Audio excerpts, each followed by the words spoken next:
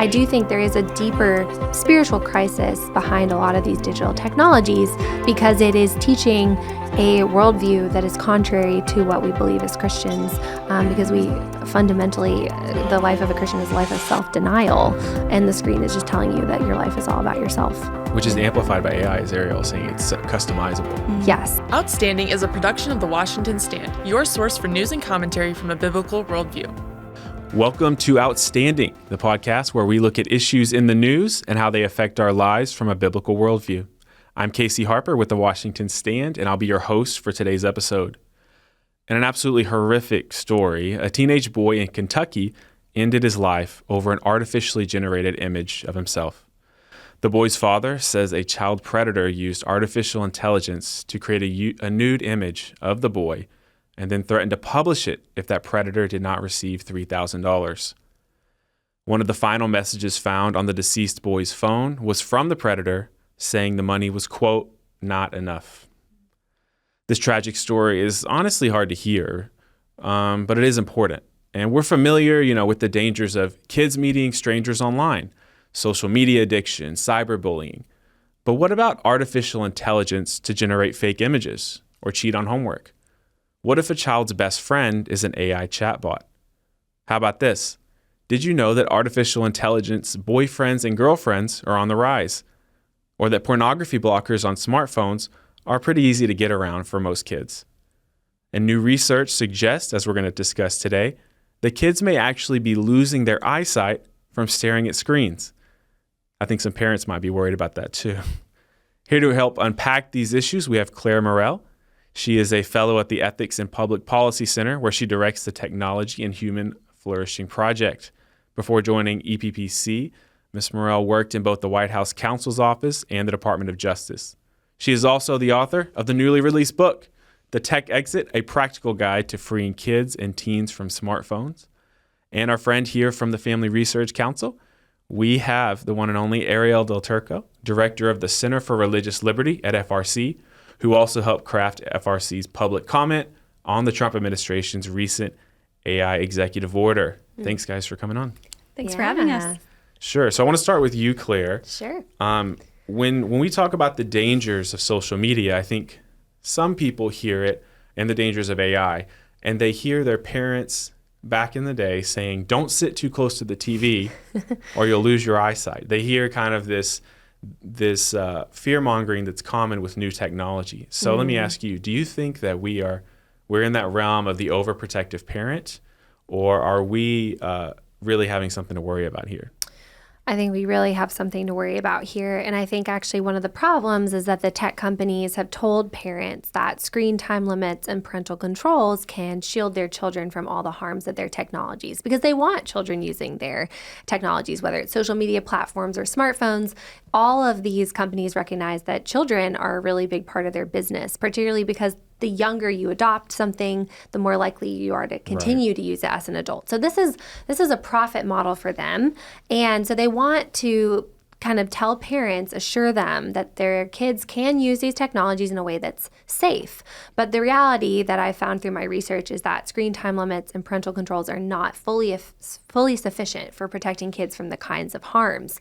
Mainly that screen time limits are not enough to protect kids from the negative effects on their brains, that the technology itself is designed to be addictive, and that the screen time limit doesn't actually map on to a child's mental or emotional time spent, because it creates this constant craving for more, the dopamine effects of these technologies. So they may be on it for 15 minutes, and then they spend the rest of the day thinking about when they can get back on to see how many new likes or followers or new messages that they might have.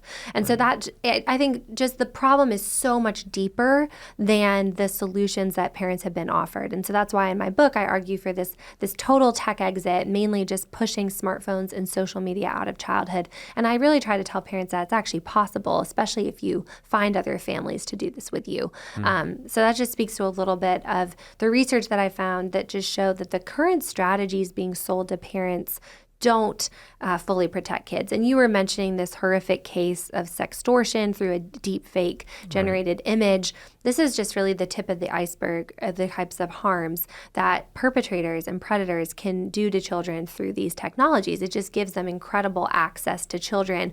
And parents think if they enable the parental controls, their children will be safe. But there are just thousands of loopholes and backdoors in these apps. And the problem is that any child safety expert will tell you no parent can effectively shut down a smartphone, effectively lock it down, that there are just too many ways to get to the online world. And that a lot of these parental controls are actually blocked from being able to access some of the worst apps like Snapchat and TikTok. They don't allow external controls or software. So a child can actually click through to pornography websites inside of Snapchat, never leave the app. And a parent wouldn't know. With parental controls. With parental controls enabled on the device. Because the problem is that there is an own in-app browser. So a parent might be able to set a time limit for Snapchat or privacy restrictions, but the kind of content filters are often blocked from accessing the material inside of apps. And a parent would just say, oh, my child has spent like an hour on Snapchat. They don't actually have any insight into what the child is doing or seeing when they're in that app. And the filters can't block a lot of these external websites. Okay, so we have a few things here. We have the addictive nature of it. I mean, the hallmark of an addiction is a diminishing of everything else being able to give you pleasure, or enjoyment or satisfaction of any kind, right? So if you're addicted to social media or your phone, it's not just that you crave the phone. It's that everything else is unsatisfying. Schoolwork no longer gives you satisfaction. Yes. For human relationships don't give you satisfaction because you can only crave, right? And it's like kind of sort of a narrowing in. Yes. So you have that effect. And I think what you're alluding to is that kids, because of their brain development, they are impacted in a way that maybe an adult who says, I feel a little addicted to TikTok, but it's not changing my personality. But you're saying for a kid, it's a different story. It is. And a couple things. So kids' brains aren't fully developed, their prefrontal cortex, until they're like 25. And that's the part of your brain that's responsible for your emotional regulation, your self-control, your impulse control. I think mine's still going. I'm over 25. No, so it's just a kid's brain when it comes to these dopamine technologies, it's like all gas pedal and no brakes. Where an adult can recognize, I've been on this too long, I need to set a time limit. The other part of the brain development is that kids, their brains are developing so quickly in these ages, and their dopamine receptors are actually multiplying from ages like 10 to 12, which is helping their brain to become more wired towards external social rewards, to help them turn outwards from their families to form friendships and deeper bonds in their communities. This is a normal process of human development. Social media is hijacking that, and instead of turning outward to their communities, they're turning to this online world built on these super shallow connections on metrics and likes and followers. And brain research is now showing kids who are habitually checking social media, over time, they show divergent brain development, that their brains actually become hypersensitive to the kinds of social rewards that social media offers above and beyond a normal level. And so, and to your point on this, the kind of loss of appetite for the real world, the brain studies also show that they become desensitized to pleasures in the real world because their brain is so habituated to this just hyper artificially high level of dopamine they get through the apps. Right. Yeah. The research is never encouraging on this issue. It's never, the research shows that it's just fine. It's always actually worse than you thought when we hear this. Arielle, I want to bring you in because, Claire is talking about the relational dynamic. For kids, relationships are everything. We know from research that peer groups quickly become more influential than parents, maybe to the dismay of our parent listening here. But at a certain age, your peers have more influence on you than kids. And Claire's talking about turning to a digital world to meet that need. But now there's another level on top of that, which is AI relationships. Right. And in your comment to the Trump administration, you sort of warned about this, that AI chatbot boyfriends and girlfriends are becoming, honestly, tell me this is not real, but it sounds like it is. Sadly, this is very real. Okay. Some of our producers might have a chance now dating. No. You don't need to stoop to that. Yeah. This is a very concerning aspect of AI. AI is like a tool that can be used for a lot of things, but when we're turning to AI to be used for something that really only humans can do, which is have relationships, to have connections, to love each other, to help each other grow, we're seeing a really sad state of affairs. So we're seeing like teenagers now, sometimes their first boyfriend or girlfriend is an AI boyfriend and girlfriend. So we need to think about what is that training these young people to do? How are they thinking about relationships? Because they're interacting with AI as their first relationships. And these AI bots, they're trained to feed off of the input that you give it. They're completely customizable. You can choose every feature about how they look, their personality, how they respond to you. So you can see them too? Yeah, in some cases. There are some that are developing where you can even have a video chat with like your AI companion. Chat with your AI girlfriend. Yeah. Wow. So this is training young people to like view relationships as something that's fully customizable, something that has unrealistic, unattainable standards in the real world. And so when they apply what they're learning through these AI relationships to the real world, it's just not going to work out for them. It's training them really badly to interact with other humans. This is incredible. And you want to Can I jump in? Please do. I was going to say the other thing that the studies are showing, or like just research has come out when there's been some great investigative reporting done by like outlets like the Wall Street Journal or Forbes, is that they act inherently adult. So they are encouraging, they're encouraging children towards like very explicit sexual behavior. The language, the conversation is all very sexualized. And like one of the most horrific stories that I heard was this boy, 14-year-old boy in Florida, developed a AI relationship with a character AI chatbot that was supposed to be like a character from the Game of Thrones. Over time, the conversations got increasingly sexualized to the point then the chatbot told the young boy to please come home to me. And then the boy responded he wasn't sure he could do it. And that chatbot told him like, yes, you can. And he killed himself because he, in his mind, was convinced he was in this real relationship with this very sexualized chatbot. And then it convinced him to kill himself because, and in doing that, he thought he was actually going home to be with this AI chatbot. And so it's really dark, very demonic, the ways that this technology is really preying on children. Yeah, I mean, they're so impressionable. Yeah. I mean, and we're not talking about just 17-year-olds or 16. We're talking about 8-year-olds, 5-year-olds even. I mean, if you leave your kid with an iPad unmonitored, anything's possible, especially if it's extended period of time. But then the reply, which you've hit on, is, well, I have parental controls. And what it sounds like you're saying, Claire, is that parental controls are kind of like TSA. It's kind of maybe annoying to those who are under it. It gives this veneer of protection. But all the research shows that a lot of stuff can get through TSA. Like when they do a test and they try to get a weapon or something through TSA, it very often makes it through unstopped. And so TSA gives a veneer. It's a lie. It makes you feel protected, but you're not. And it sounds like parental controls are that way. One of the worst things, too, is that a lot of parents rely on the controls on like an iPhone or tablet to configure the App Store to be only filled with apps that are rated appropriate for their child's age. But then there's really no policing of the App Store. Like these apps could actually be rated as appropriate for a child and just be completely like deceptive. And so a mom was saying that she the other day like found dozens of nudify apps, which is using AI technology. It takes a picture and it turns it into a nude image. That she found a dozen of those rated as appropriate for a 9-year-old and up, and one even rated as appropriate for a 4-year-old and up. And so when a parent is relying on the kind of age restrictions that they put on the app stores, but then the apps are not rated appropriately, it's like a complete just farce. I mean, parents then they wouldn't even know if the child was then accessing that type of app because they think that they've locked down the app store to be only apps safe for their children. And so it's a very broken system for parents. And the problem is just that the tech companies aren't giving parents real control or insights into what their kids are seeing or doing. And so, there's no parental consent required whatsoever to create a social media account. A child can falsify their birth date, check a box. So 8 to 12-year-olds are all over their Instagram. Even a parent trying to keep their kids off social media, it's just too easy for a child to go behind their back and create an account. And then the same with the App Store. I mean, you can download any app without parental consent. There's no requirement that is part of that process. And so parents are very much cut out of the picture is a huge part of the problem. So a lot of people will say, well, these parents just need to crack down and get it together.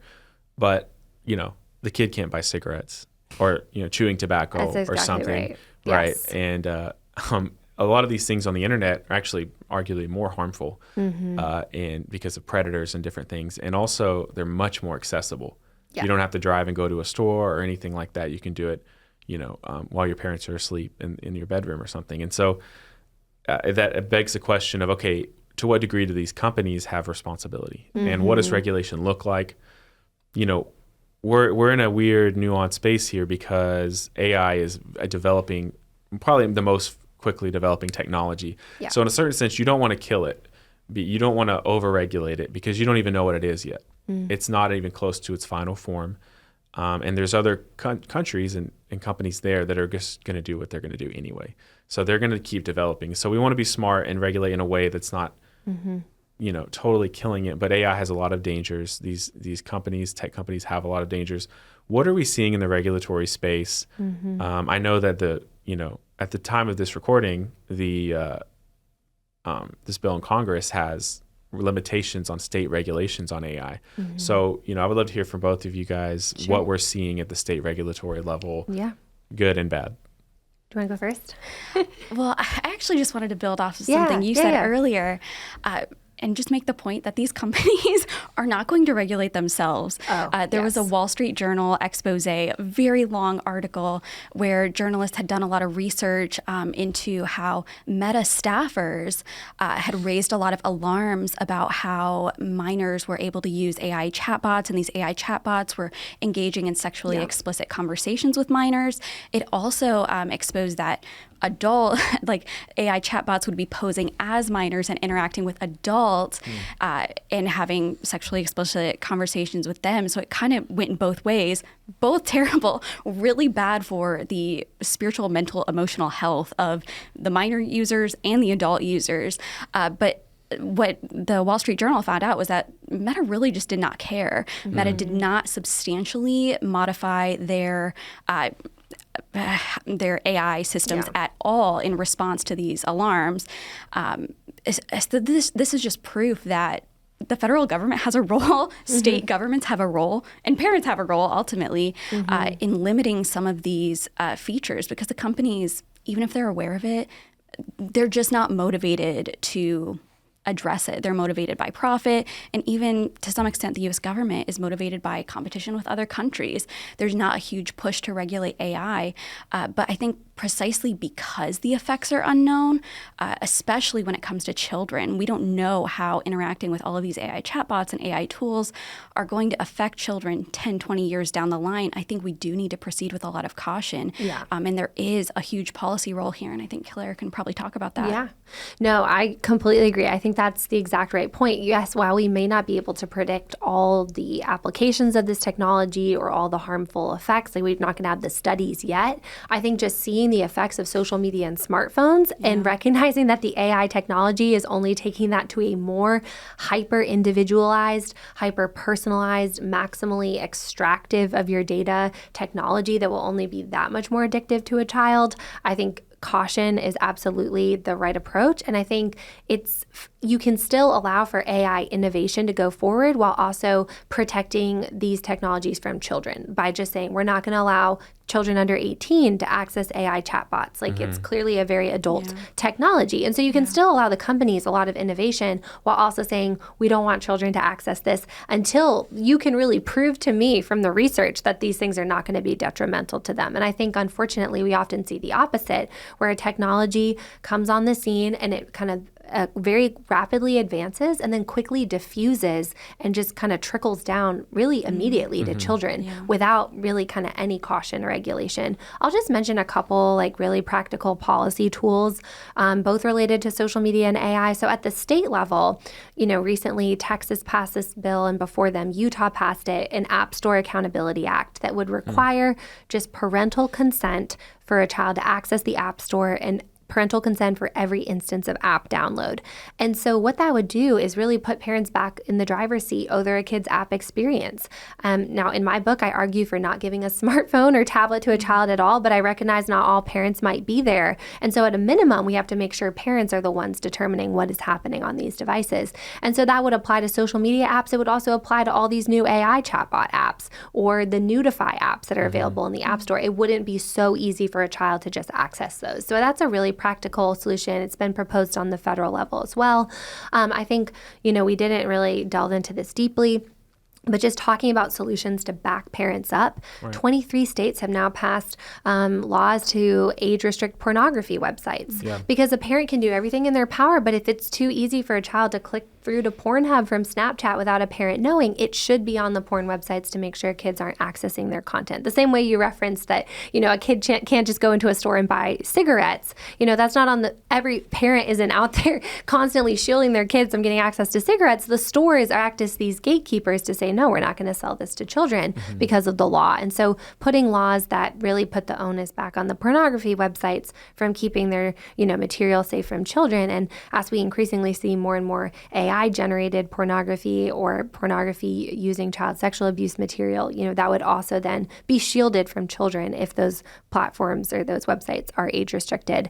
The last thing I'll just say more broadly is just we have to remember that while AI may be the future, children are also our future, and we can't sacrifice one to the other. So I want the United States to be the leader in AI. I don't want it to be a foreign adversary that's going to use these technology in more dangerous ways. I want our country to continue to be a leader in these technologies and using them for good. And there's lots of good applications for AI to use in military purposes or medical purposes. We can harness these technologies for things that will actually enhance human flourishing and enhance our national security. But we can't do that at the expense of the brains of America's children. And so I think a regulatory approach that balances those two and holds them in tension, I think makes a lot of sense. And a lot of that just starts, to me, with just age restricting AI technologies out of childhood. And I think that's the safest way forward. Right. Okay. So we have some ideas to work with here, regulatory wise. Age restricting. I mean, I think you've written about this. I'll read this out. 1 in 3 minors report having an online sexual interaction. Which is crazy. And 1 in 5 report they believe it was with an adult. Yeah, that's most horrifying. And then this is, talk about regulatory and a different sector of companies, dating apps. Very popular now, once maligned and mocked, now the way people actually meet and get married and date adults. I mean, they've really gone mainstream. 1 in 4 9 to 12-year-old boys have been on an online dating app. So, ladies, if you're listening... Be careful. Just know you could be messaging a 9-year-old. It's scary stuff. And maybe that explains some of the responses you've been getting on the apps. I don't know. But as I said, the more research you do, everything you read, it's bad. When it comes to kids using a lot of this stuff, we have, parents being verified. What about privacy on that? Because maybe I don't want to give my facial recognition data to every AI company that is trying to get it, or every dating, to every dating app. And you probably wouldn't want your kid on a dating app anyway, so you wouldn't do that. But parents may not want to log in or be doing these things. And are there ways around it? So what does it look like in practice to have some of these restrictions? Whoever wants to jump in. Yeah. I mean, I'm happy to. But yeah, go for you it. Want me to go for it? Okay, I deal with this a lot. So I would just say that one of the great benefits of all the advancements in technology, especially in the last 20 years, has been there are actually now technologies available to verify age in a way that's privacy protecting for adults and that's not burdensome to their access to speech in a process that takes less than 45 seconds. I like to use very concrete examples. So I'll just use the example of Louisiana, because Louisiana was one of the first states to pass these age verification for porn websites. They had already adopted a program in their state called Louisiana Wallet, LA Wallet, that allows adults to have digital IDs. It's through their Department of Motor Vehicles, but it's your license, but you can have it on your phone. And then the license then also has a program on it called Verify You.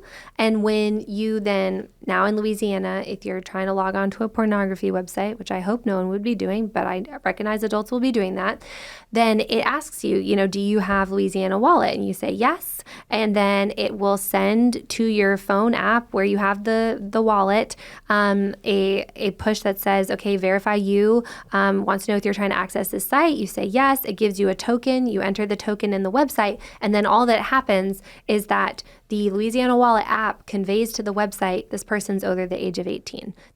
No other underlying information about yourself whatsoever. There's no upload of the driver's license. There's nothing personal conveyed about you, just the thumbs up, thumbs down, this person is over 18 or not. And there's just more and more technologies like that becoming available. An age verification provider the other day was telling me that now they have the technology that by waving your hand in front of a web camera, the way that people move their hands, like hand gestures, is all very age determined and can estimate someone's age with extreme accuracy, like to within a few months of your actual age.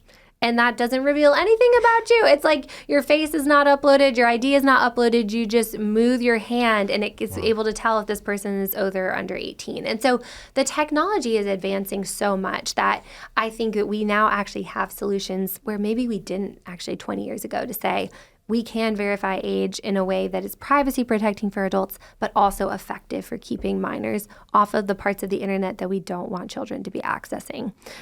So that's just my brief response with some practical examples. No, that's really interesting. I mean, these states are the laboratories of democracy. That's exactly a state right. like Louisiana can try something out.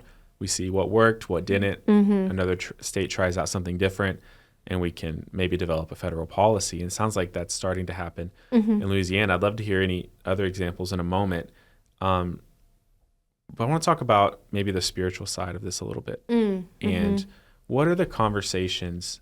What struck me, Arielle, is in your comment that you submitted to the Trump administration, is that kids are turning to AI for advice, which is kind of ironic because the one thing that can maybe save kids in this whole thing is their parents talking to them. Is conversation with their parents. But even that they're getting from AI. So can you talk to us? That's also real. You just are full of discouraging facts. So sorry. Yeah, Casey, you're right. And it's even broader than that. It's not just parents that these AI chatbots can alienate kids from. It's just the world at large.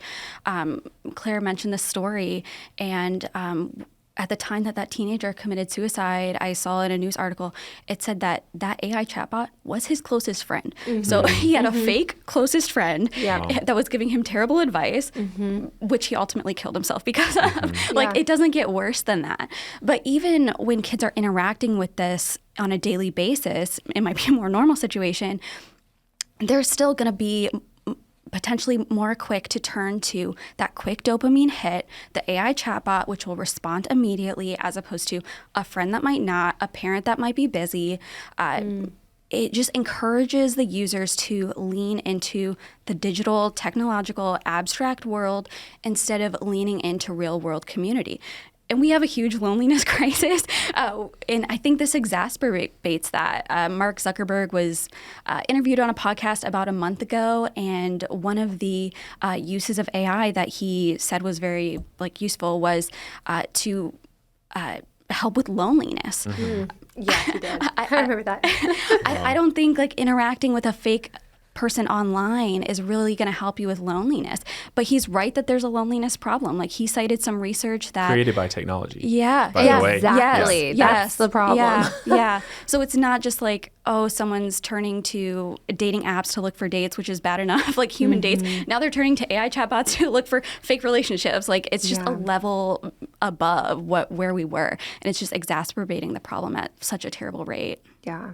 Okay, I will just jump in on an interesting fact because I didn't know this. And then when I was doing the research for my book, I learned about this, that part of the loneliness problem is that a child is not getting oxytocin through a screen because in real life relationships, we get oxytocin from eye contact and physical touch. And it makes so much sense. It's like, okay, that's what bonds a child with their mother, like a baby with its mom, a husband with his wife, friends, because you're interacting in person. Through the screen or through the AI chatbot, a child is not getting oxytocin. There's no sense of a deeper bond of genuine friendship. It's just so shallow. And so kids are like more connected than ever, or have more friends than ever if you're counting their AI friends. But there's an epidemic of loneliness, and it's because they're not experiencing real friendship and real human connection. And it just can't be a replacement for what we need in real life. Yeah, well, so many group activities have been sort of infiltrated by the media as well too. I mean, we're all guilty of it, but you go out to dinner and everyone's on their phone. Yeah. Right? And so even the thing that could give you the oxytocin, I think they say it's like, as a dutiful husband, I've done some reading of Christian books, and I think it's a 7-second kiss or a 30-second hug is when you begin to get the oxytocin. Wow. And there's no amount of media that meets that threshold. First off, most videos aren't 30 seconds long, let alone physical contact with what you need here. So that's fascinating that you can be getting filled with so much dopamine that you become an addict who's never satisfied and not entertained by the rest of the world, and yet not getting any of the oxytocin that feels like love or comfort. And what also strikes me about this, as we are talking about the spiritual side, is so much of what AI is providing is really the role of the Holy Spirit. Counsel, so we're talking about advice, relationship, comfort, love. The Holy Spirit's been given to us to be that still small voice, to be the one who is the comforter to us. And yet we're turning to this digital counterfeit. And as is always the case, the counterfeit's never as good as the real thing. The last thing I'll say for parents on the spiritual side is what I try to explain is another reason why I'm explaining the screen time limits and parental controls aren't enough is that it's not just about the content that's on the screen. It's the nature of the screen itself is sending a message to children. Like the medium is the message. The technology is sending a message. And it is an inherently self-focused message. It tells you that life is just about consumption. It's about your endless entertainment and amusement. And it's hyper-individualized. And it just teaches you it's all about yourself, your self-pleasure, your self-satisfaction, instant gratification. The world revolves around you because that's what social media is. You put yourself out there and it's like, how many likes do I have? How many followers did I get? Whereas, as Christians, like the 2 great commandments, we're trying to teach our children to love God and to serve God and to love and serve other people. And the screen just totally undermines that because it just teaches children that life is really shallow and it's just about themselves and it's not about serving others. And in the families I spoke to in my book, when they talk about, instead of screens, what they're teaching their children is how to serve others in the real world. And service is just an amazing antidote to anxiety because when you're serving other people and you're not thinking about yourself, you're actually not that anxious. You're not so hyper focused and worried about your whole life, what's happening to you all the time. And so I do think there is a deeper spiritual crisis behind a lot of these digital technologies because it is teaching a worldview that is contrary to what we believe as Christians, because we fundamentally, the life of a Christian is a life of self-denial, and the screen is just telling you that your life is all about yourself. Which is amplified by AI, as Arielle saying it's customizable. Yes. And that, I mean, imagine dating a guy who grew up with artificially generated images that he had customized and talking to an artificial girlfriend who had been been used by the algorithm. I can't make that a verb, sorry. Who'd been, created by this algorithm to meet his every need, not just like through some kind of like vain, boyish imagination of looks, which we're already dealing with AI, with Instagram, I think, and models and Photoshop. That's kind of already a problem. But a girl who's not just looking this male fantasy, but is, and this would go for the other sex, it's reversible, is saying exactly what his brain wants to hear or her brain wants to hear in the exact vocabulary. And then you try to have a relationship with a human. And the human just feels like a used car or something. I don't know. I mean, how do you... that's not a preparation for marriage. No, it's the opposite of preparation. It's like you're supposed to be dying to yourself to serve and love your spouse. There's no novelty. And it's like, no, instead it's like, no. All relationships just exist to serve me and my preferences and my needs and desires, because that's definitely what AI is teaching. It is. So it's and it's also always novel. In a real marriage, even a real friendship. there's a sense of the ordinary, the mundane. You're just having breakfast with the same person. That's right. It's Tuesday, it's however many years in, That's and right. it's the same oatmeal, and this is what it is. And there's a glory in that, I think, and it's real, and there's a real depth actually that comes from that. There's a real depth, but media is the opposite. It's always changing. It's always a new person, guy or girl, and then AI. I mean, the next step from one customizable girlfriend is a harem. Or boyfriend, right? I mean, that's the next step. Right, you know, like you have what keeps you from having Exactly. multiple AI girlfriends? Why not? I mean, they don't even know each other exist. Human nature. They can never get mad, or if they do, you just delete her. I guess I don't know. I don't know what you do. Sorry, oh my goodness! The deeper we dive on this, the more disturbing it is to think about. Well, and that's kind of my next question. I'd love to toss to you guys. What strikes me about this topic is, if we waited 2 weeks to do this podcast, we'd be talking about something different because it's developing so quickly. Yeah. And so what did you see? I'll go to you first, Arielle, and then Clare. What do you see when you look in the future on this topic? What should parents be trying to anticipate? In one sense, we have some certainty that we will have to anticipate something because it's changing so fast. Yeah. But it also feels very difficult to predict. Because I'm kind of putting you on the spot here, but it feels very difficult to predict. But what do you see as trends? It's scary. What are you seeing in the future? You know, I'm going to give you a nugget of good news. Oh, Casey. wow. Let's break the trend. Yeah, get excited. It's not about the tech side, but it is about how people are responding to AI. There was a poll the other day, and I'm so sad I don't remember the exact numbers, but a very high, like vast majority of Americans. You should, and they might give you an answer. Yes. That might be a proper usage. But just a very high percentage of Americans actually said that AI technology should be slowing down and how it's developing, how fast it's developing. And I think that's an acknowledgement of just how fast this is moving, how much it is affecting people already, and people are like actually responding with caution, and humans are like not always prone to caution. So I'm kind of encouraged just by that. But you're right, AI, when you're interacting with these AI bots, it teaches you to be so narcissistic. And what's really sad about it is it doesn't teach you to love. It doesn't teach you how to love, which is sacrificial and giving. AI doesn't sacrifice for you, and you don't have to sacrifice for it. It's perfectly tailored for you. It does exactly what you want. So I think there is a real spiritual, emotional need to just interact with the real world and cut back on AI bots. Yeah, I will take a little bit of a darker always count on you, Clare. There's some balance. darker approach. Well, I would just say that I think to try to anticipate where this is going, you kind of have to look at what conversations are happening in Silicon Valley.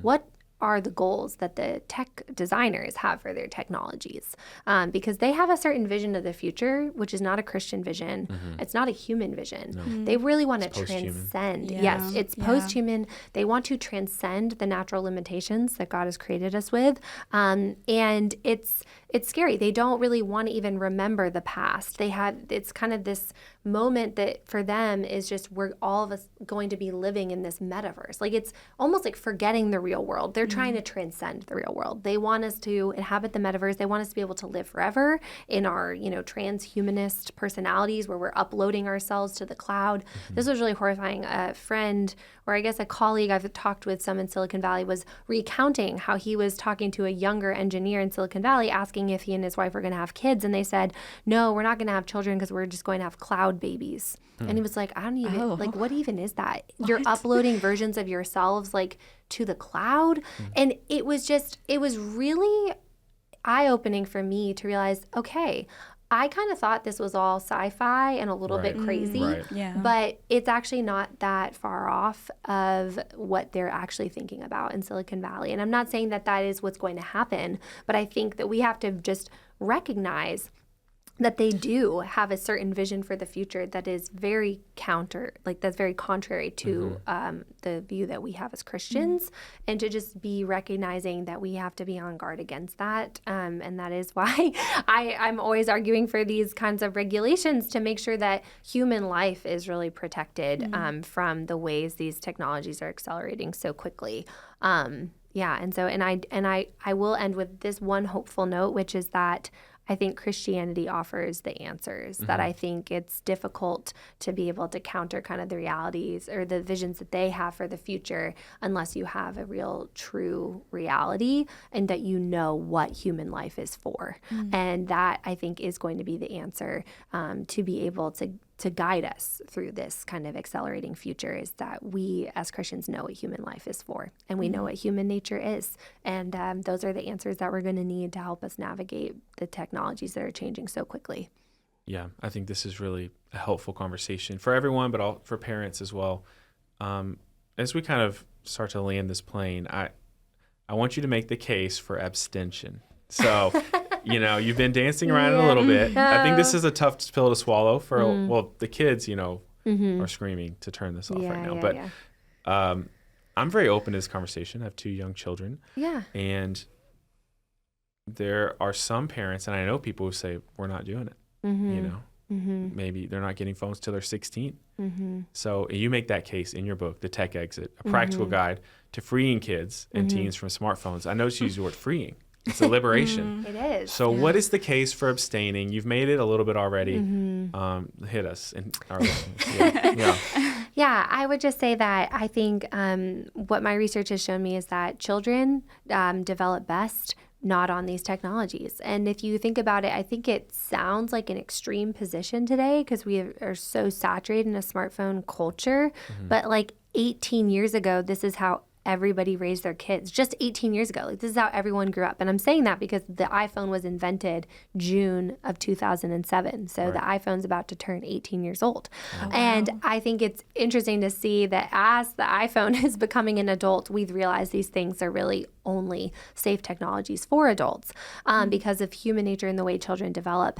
And so I'm arguing that a smartphone-free childhood is actually possible, and it's what's best for our children because of the way that children's brains are being so harmed, even by like the small amount of the technology, just really turns children in on themselves. They are desensitized to the real world.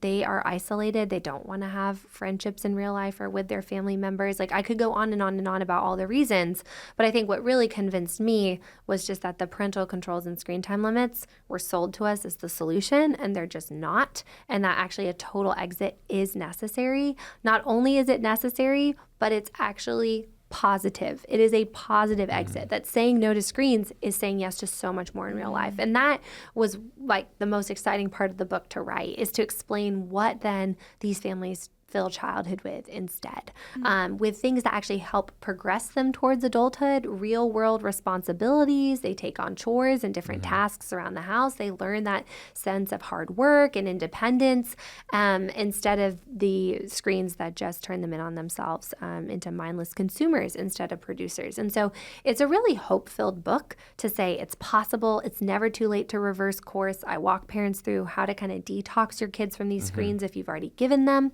And it's just to say that this is the path to true flourishing, and it's what I want for every family. And I think we have just unfortunately let these new technologies just creep into childhood. And now we know, now the data is clear that they're harmful. And I'm trying to offer parents an escape plan for pushing these back out of childhood.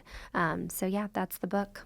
Yeah, well, 5 years ago, I might have been less receptive to the idea. But seeing AI, seeing what it's capable of, having kids of my own and seeing how glued they are to electronics whenever they get the chance.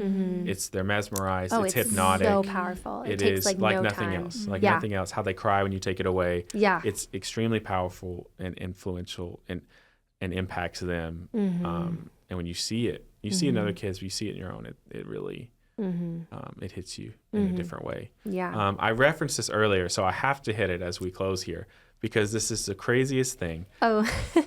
You write that kids' eye glands. Yes. Are kids actually losing their eyesight from screens here as we wrap up? Okay, this was actually one of the most horrifying things. I talked to an ophthalmologist, and she said she started seeing just in the last several years young children coming into her practice who had lost their eye glands, which your eyes have glands that release oil that lubricate your eyes from becoming dry. And that if you don't blink, if you're staring at a screen, it's crazy. If you stare at a screen, your eyes don't blink as much as they're supposed to. And so then when you're not blinking, you're not releasing the oil from these glands. And then what happens is that it just dries up, and then you just lose these glands and you can't get them back. And so she's now seeing kids who will struggle with chronic dry eye the rest of their lives. They will always have to externally lubricate their eyes, because if they don't, scar tissue builds up and it can lead to blindness. And she said in all of these cases, it was just the kids were watching too many screens during the day. So I said, well, how many hours? How much is too much? How many minutes before your child and was she blind? said, I can't tell you that yet. I don't think we have the research to tell us. So she said, all I can tell you is that it needs to be drastically reduced, because even these kids who were coming in, it wasn't necessarily excessive. She said one kid, it was he was just playing a lot of computer games and then on screens at school too. And it was just a cumulative impact. Right. And so I would just say, as little as possible screen time is the safest way, because unfortunately, once you lose those eye glands, you don't get them back. Wow. Full circle. Maybe mom was right, sitting too close to the TV. If Maybe it kept you from blinking, then definitely yes. Wow. Well, thank you guys so much. A sobering conversation, but a very interesting one. Clare Morell, her new book, The Tech Exit, A Practical Guide to Freeing Kids and Teens from Smartphones. And Arielle, thanks for joining us from the FRC. I'm Casey Harper. Thank you for listening to the Outstanding Podcast. You can check us out online, The Washington Stand, and also here where you listen to your podcast. We're here every week. Thanks for listening. Thanks, Clare. Thanks, Arielle. Yeah, thanks for having me. Thanks for having us. Outstanding is a production of The Washington Stand, your source for news and commentary from a biblical worldview. Our technical producers are Yusef Fletcher and David Salkeld. Our guest coordinator and production assistant is Rachel Woods. Our executive producer is Jared Bridges. Help support this podcast by texting the word OUTSTANDING to 67742 and read more at WashingtonStand.com.